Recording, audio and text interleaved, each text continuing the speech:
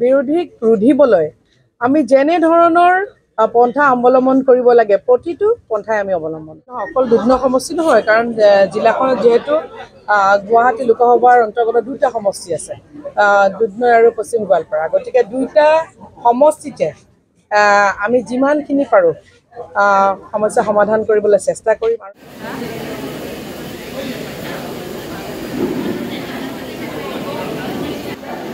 আমাৰ যুৱ মৰ্চাৰ তৰফৰ পৰা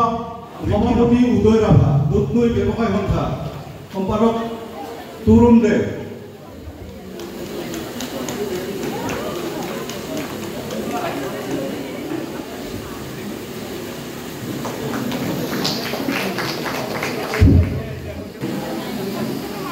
দুধনৈ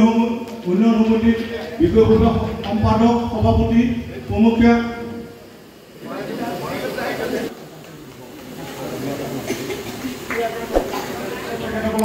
মাতি দিম যাতে তেখেতসকলে ভুল নহ'ব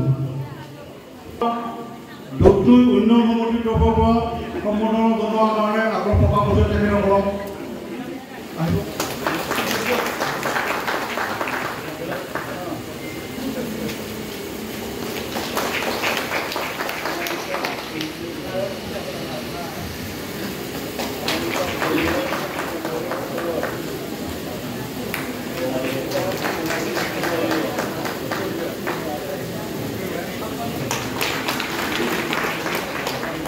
অকল দুধনৈ সমষ্টি নহয় কাৰণ জিলাখনত যেহেতু গুৱাহাটী লোকসভাৰ অন্তৰ্গত দুটা সমষ্টি আছে দুধনৈ আৰু পশ্চিম গোৱালপাৰা গতিকে দুইটা সমষ্টিতে আমি যিমানখিনি পাৰোঁ সমস্যা সমাধান কৰিবলৈ চেষ্টা কৰিম আৰু মই ইতিমধ্যে কৈছোঁৱে যে আমাৰ ইয়াত কাৰ্যকৰ্তাসকল আছে আমাৰ শ্ৰদ্ধাৰ ৰাইজ আছে সকলোৰে লগত আমি সঘনাই মিলিত হৈ তেখেতসকলৰ লগত আলোচনা বিলোচনাৰ মাধ্যমেৰে আমি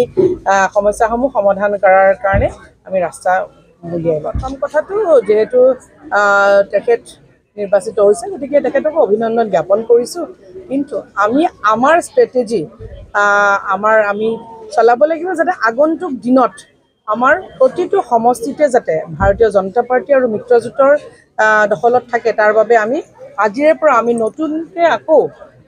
আমি সাংগঠনিকভাৱে আৰু বেছি শক্তিশালী হৈ পেলাই আমি ৰাইজৰ মাজত সোমাম যাতে আগন্তুক আমাৰ যি পঞ্চায়ত নিৰ্বাচন আছে আৰু আমাৰ বিধানসভা নিৰ্বাচন আছে প্ৰতিটো নিৰ্বাচনতে যাতে আমি ভাল ফলাফল দেখিবলৈ সক্ষম হওঁ চাওক